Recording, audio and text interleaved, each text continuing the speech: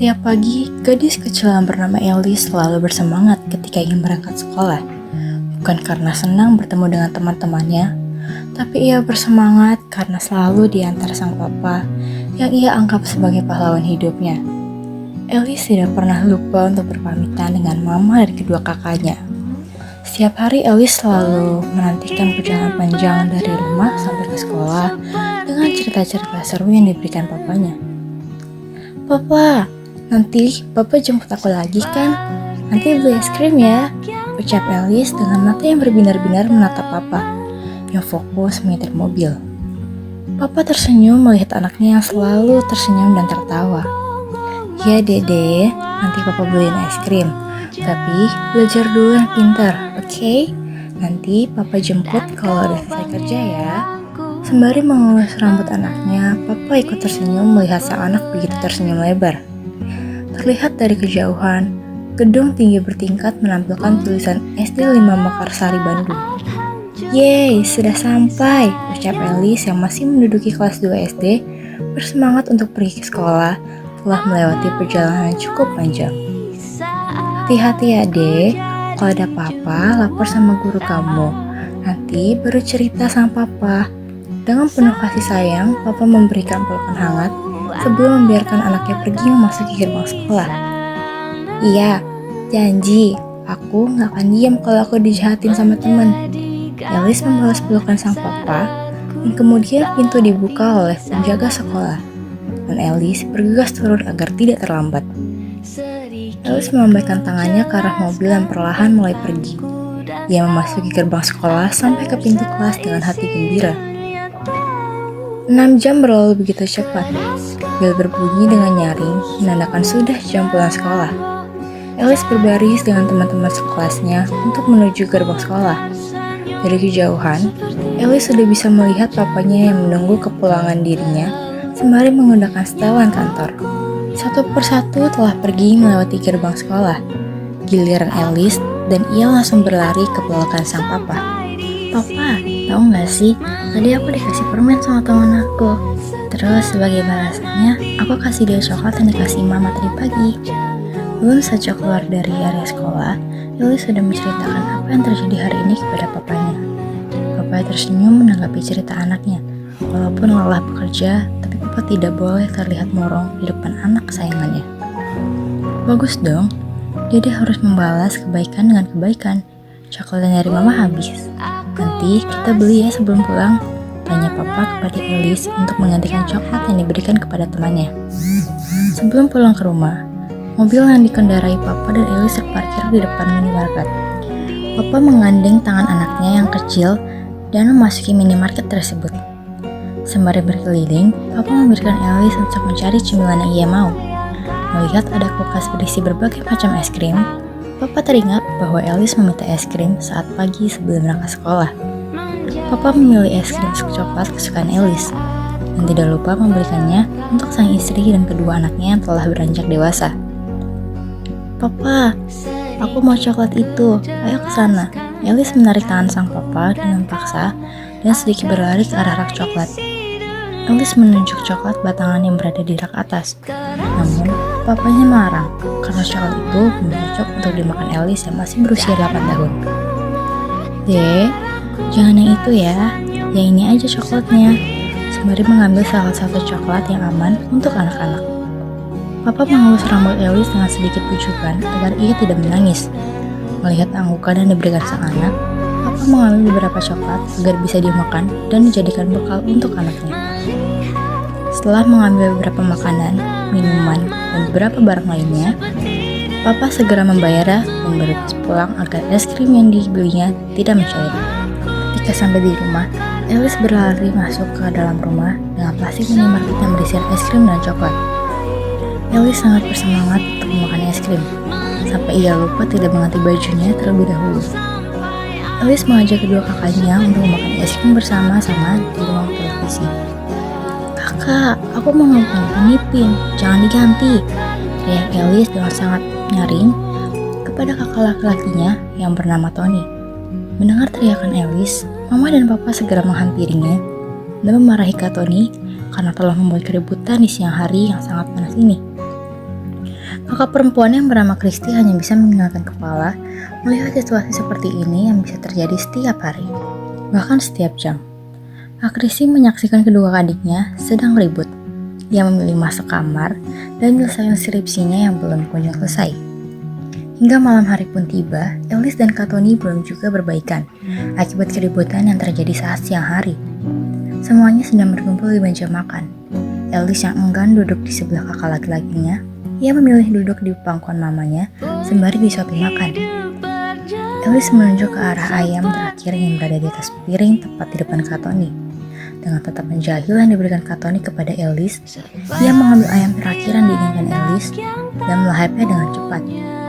Elis menatap sang kakak dengan penuh amarah. Bapaknya yang panik melihat situasi ini dengan cepat mengambil perhatian anak terakhirnya dan memojoknya dengan sebuah kertas. Elis tersenyum kembali dan menjularkan lidah untuk meledek kakak laki-lakinya. Aku dibeliin kertas sama papa. Kakak enggak. Makanya jangan rakus, ucap Elis dengan gembira karena kertas adalah hidangan penutup kesukaannya. Meskipun hari sudah malam, Papa selalu menepati janjinya untuk keluarganya. Papa mengajak sang istri dan ketiga anaknya untuk pergi sejenak. Mereka pergi ke sebuah mall yang tidak jauh dari rumah. Papa dengan adil memberikan kertas untuk seluruh keluarganya. Namun, hal tak terduga, lagi dan lagi, kertas milik Elis direnggut Kak Tony dan ia melahapnya dengan satu suap. Elis pun sudah tak tahan dengan kakaknya. Ia memukulnya, namun bagi sang kakak, itu tidak terasa apapun. Karena melihat tubuh Elis yang sangat kecil, Papa, Mama, dan Kak Kristi hanya bisa menghela nafas menatap keduanya yang terus bertengkar. Hanya karena sebuah makanan. Memang kedua anak itu pelit dalam perihal makanan. Tidak ada yang mau mengalah bahkan berbagi sedikit pun. Setelah mereka selesai makan dan jalan-jalan, mereka kembali ke rumah karena jam sudah menunjukkan pukul 22.47 malam. Sampai di rumah, Elis sudah tertidur di pangkuan mamanya. Kedua kakaknya sudah terlihat sangat mengantuk. Seperti detak jantung yang bertaut, nyawaku nyala karena denganmu. Aku masih ada sampai di sini, melihatmu kuat setengah mati, seperti detak jantung yang bertaut. Hari demi hari terus berlalu. Banyak sukacita dan keributan yang selalu terjadi keluarga kecil itu. 31 Agustus pada tahun 2016, tepat pada ulang tahun kepala keluarga itu, mereka mengadakan acara keluarga di rumah makan tempat kesukaan mereka. Makanan yang paling disukai Elis hanya ada satu, sapi lada hitam. Elis selalu berebut dengan kedua kakaknya, padahal porsi makanan tersebut cukup besar. Mama, aku mau itu. Tunjuk tangan Elis melihat beberapa hidangan yang berada di depan matanya. Mama mengambilkan beberapa hidangan dan menuangkannya di atas piring Elis. Mereka sangat menikmati makanan malam ini diiringi canda dan tawa yang memenuhi ruangan VIP itu. Hari kebahagiaan bagi sang papa adalah ketika hari ulang tahunnya. Namun, berbeda dengan tahun ini. Tidak disangka, papa jatuh sakit tepat setelah hari ulang tahunnya. Mama, Kak Kristi, Kak Tony, dan Elis menunggu papa yang sedang terbaring lemas di sebuah ruangan rumah sakit. Mama selalu terjaga setiap malam, memastikan bahwa sang suami masih berada di hadapannya. 2 minggu berlalu, melihat kondisi papa yang belum juga ada perubahan, Mama memutuskan untuk merawat jalan sang suami. Elis sedih karena sejak itu, ia berangkat sekolah tidak lagi diantar papanya. Kedua kakaknya bergantian mengantar dan menjemput Elis ke sekolah. 1 tahun berlalu begitu cepat. Tidak sekali 2 kali mereka pergi ke rumah sakit. 1 tahun berlalu begitu cepat. Tidak sekali 2 kali mereka pergi ke rumah sakit. Mereka menemani papa cek kesehatan dan terkadang papa harus dirawat kembali. Hari-hari yang keluarga ini lalui terselimuti rasa takut akan hal-hal yang tidak diinginkan. Papa memiliki pekerjaan di luar kota. Sang istri dan anak pertamanya menentang keputusan papa untuk pergi bekerja karena khawatir dengan kesehatannya. Nggak apa-apa, papa cuma sebentar kok di sana. Nanti kalau sudah selesai, papa langsung pulang. Ucap papa menenangkan keluarganya yang begitu khawatir. Sebelum papa pergi, papa berpamitan dengan keluarganya. Papa menjanjikan bahwa ia akan kembali dengan tubuh yang sehat. Mama, Kak Kristi, Kak Tony, dan Elis melanjutkan aktivitas seperti biasanya. Hati terasa tidak tenang, menunggu kabar dari supir yang menemani Papa berpergian. Halo Bu, ini saya sama Bapak udah sampai di Surabaya. Cuma tadi Bapak minta makan nasi Padang, udah saya larang. Soalnya santan, cuma Bapaknya maksa. Ucap supir dengan sedikit takut untuk menyampaikan informasi terkait suaminya. Aduh, ya udah titip ya Pak. Kalau ada apa-apa segera kabari saya lagi. Langsung pulang kalau udah beres. Sembari menutup telepon, Mama terus berdoa agar sang suami selalu diberikan kesehatan dan keselamatan. Malam menunjukkan pukul 21.24. Terdengar suara mobil yang datang dan terparkir di depan halaman rumah. Dengan berat hati, anak-anak yang sedari tadi menunggu melihat sang papa berjalan masuk dengan bantuan kedua rekan kerjanya yang berada di sebelah kanan dan kirinya. Rasa takut, khawatir, dan gemetar membuat keadaan menjadi sedikit tegang. Katanya menghampiri papa dengan berlari. Membantunya berjalan setelah melihat keadaan sang papa begitu memprihatinkan. Papa kenapa maksain kerja sih? Kan jadi sakit lagi, ujar anak laki-lakinya yang menuntun papa untuk berbaring di kasur. Hal tak terduga terjadi. Seketika ruangan menjadi hening. Kebingungan dan ketakutan menjadi satu. Entah mengapa papa tidak memberikan sepatah kata pun, melainkan melambaikan tangan untuk mengisyaratkan tanda tidak bisa. Kamu kenapa diam aja? Maksudnya apa tan kamu ini? Isak tangis mama terdengar begitu kencang sedikit demi sedikit. Maaf Bu, tadi bapak lagi jalan tiba-tiba jatuh. Terus jadi begitu, makanya langsung saya antar pulang ke Bandung, biar segera dibawa ke rumah sakit. Dengan tatapan lirih, supir menjelaskan bagaimana kondisi suaminya bisa menjadi seperti itu. Tanpa pikir panjang, Mama meminta bantuan para tetangga untuk mengangkat tubuh suaminya ke dalam mobil. Waktu semakin berjalan, tubuh sang suami semakin kaku dan tidak berdaya. Selama perjalanan, ketiga anaknya hanya bisa terdiam melihat situasi yang baru pertama kali terjadi ini. Situasi di mana sang papa tidak bergerak dan tidak juga mengeluarkan suara. Setelah sampai di rumah sakit Kembang Hati, keluarga kecil ini menunggu giliran para keluarga mereka untuk mendapatkan pengecekan. Elis dan kedua kakaknya tertidur dalam mobil yang terparkir di halaman rumah sakit. Mama terjaga di IGD untuk mendapatkan kamar inap.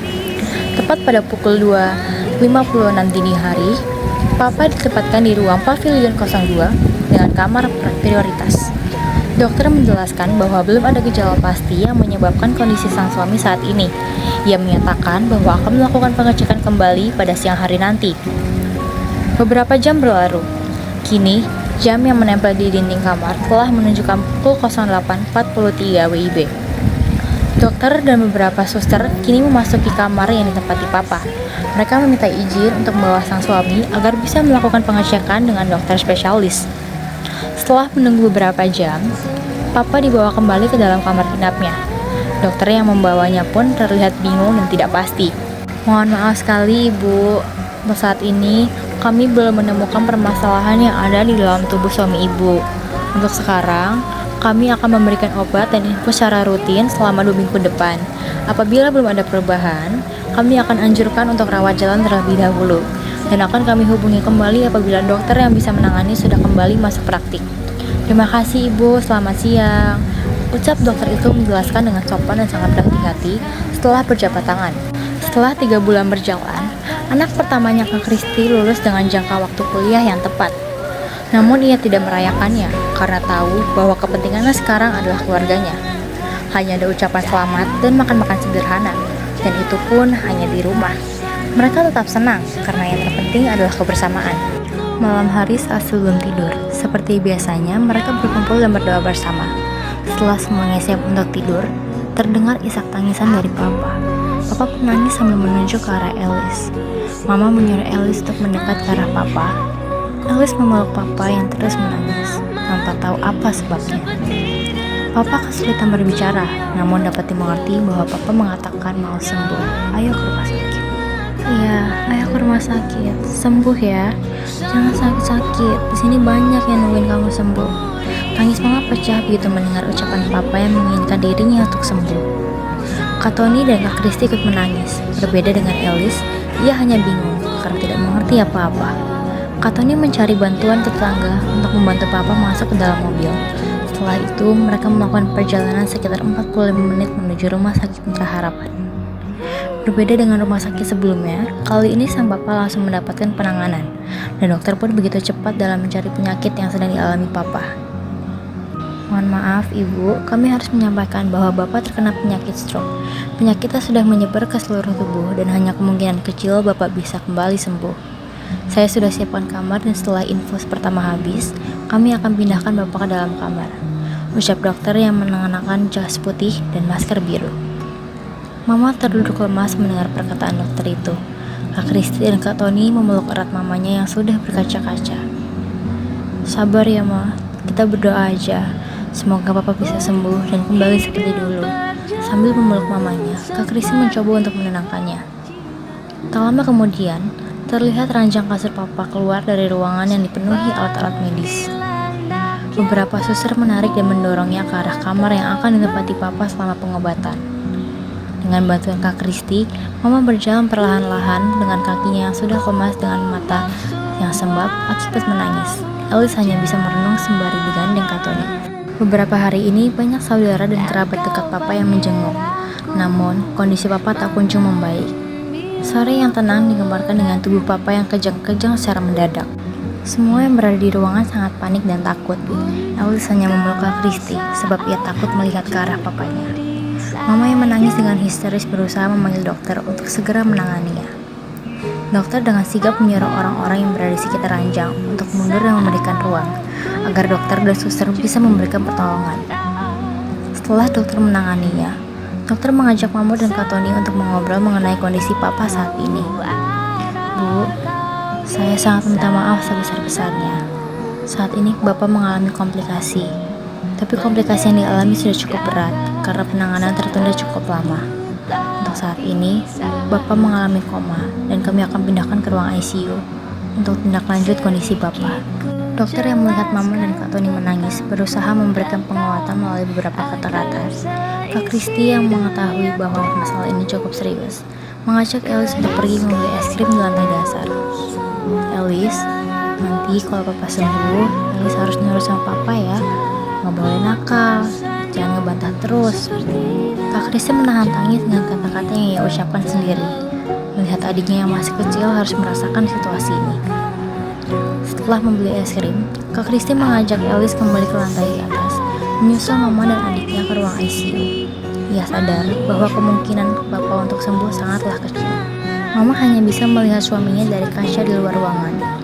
Kak Tony terus mengelus pundak mamanya. Tatapan kosong itu membuat Kak Tony merasa takut akan kondisi mamanya juga. Kak Kristi dan Elis menunggu di koridor sambil menyantap es krimnya.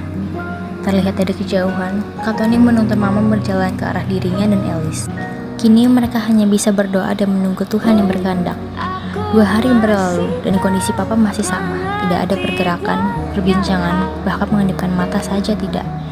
Beberapa kali Mama diizinkan untuk masuk ke dalam ruangan, menemani Papa dan memegang tangannya yang kasar itu.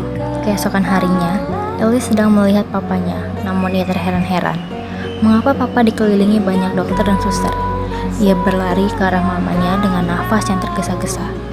Mama, kenapa Papa dilihat banyak orang? Papa kenapa? Ayo lihat Papa, Ma. Mendengar ucapan itu, Mama berlari menerobos beberapa penjaga. Dan belum ada 1 menit berlalu, terdengar suara monitor berbunyi nyaring dan panjang tanpa ada intonasinya.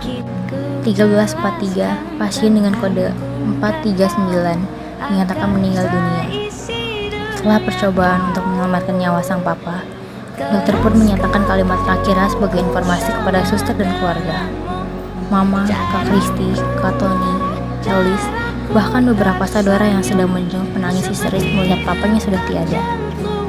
Pak, maafin Tony, Pak. Ayo bangun. Papa suruh Tony buat lanjutin usaha Papa. Ayo, Pak. Tony mau lanjutin. Dengan rasa sesal, Kak Tony menangis sambil menggoyangkan tubuh Papa yang sudah membeku. Mama tidak mengeluarkan sepatah kata pun, hanya bisa menangis melihat suaminya yang selama ini berjuang bersama menghidupi keluarga telah pergi untuk selamanya. Dengan terakhir kalinya, Mama memeluk erat tubuh sang suami yang dingin dan mendoakannya supaya tenang dan mendapatkan tempat yang lebih bagus. Setelah semuanya tenang, jenazah Papa diantar ke rumah duka untuk beristirahatannya yang terakhir. Papa dipakaikan setelan jas yang biasa dikenakannya untuk bekerja. Tas yang berisi gambar-gambar arsitektur, penggaris, meteran, bahkan puluhan pulpen dan pensil. Papa terlihat sangat tampan dengan senyum yang tipis dan tertidur dengan tenang di dalam peti. 2 hari berlalu, tiba saatnya untuk perpisahan terakhir dengan keluarga, saudara, dan teman-teman dekatnya. Papa dibawa ke tempat krematorium untuk proses pembakaran. Semua yang berada di sana menangis melihat kepergian orang yang disayangnya. Selama masa hidupnya, Papa banyak membantu orang-orang yang kesulitan. Hingga di akhir hidupnya, banyak orang asing yang datang, dan mereka adalah orang-orang yang menerima bantuan Papa belasan tahun lalu. Selepas dari krematorium, keluarga menyajikan makan bersama, ungkapan terima kasih telah menemani sang suami sampai akhir hidupnya. Tahun demi tahun berlalu, kini keluarga yang selalu ramai berubah menjadi sunyi. Tidak ada canda tawa, tidak ada berpergian bersama, tidak ada makan bersama, dan tidak ada lagi peran Papa di keluarga ini. Ketiga anaknya melanjutkan kehidupan tanpa adanya peran Papa yang menemani perjalanan hidup mereka. Mama, Kak Kristi, Kak Tony berusaha untuk menghidupi keluarga ini. Mereka terus bekerja untuk menyiapkan masa depan Elis. 18 April tahun 2023, Elis sudah bertumbuh menjadi gadis remaja. Ia tumbuh menjadi pribadi yang kuat, meskipun ia masih membutuhkan peran Papa. Kedua kakaknya selalu mencukupi keperluan Elis, berharap bahwa Elis bisa menjadi wanita tangguh dan mandiri untuk hidupnya. Mamanya kini pun bekerja untuk memenuhi kebutuhan sehari-hari. Mereka masih terus beradaptasi dengan suasana rumah yang kehilangan satu orang. Seringkali mereka pergi ke laut untuk menabur bunga, melepas rindu dengan papanya yang sudah bahagia di atas sana. Sosok Papa adalah bagian dari separuh hidup Elis. Ia tumbuh dengan kasih sayang penuh. Namun ia pun harus merelakan kepergian papanya. Menjadi sosok yang kuat tidaklah mudah.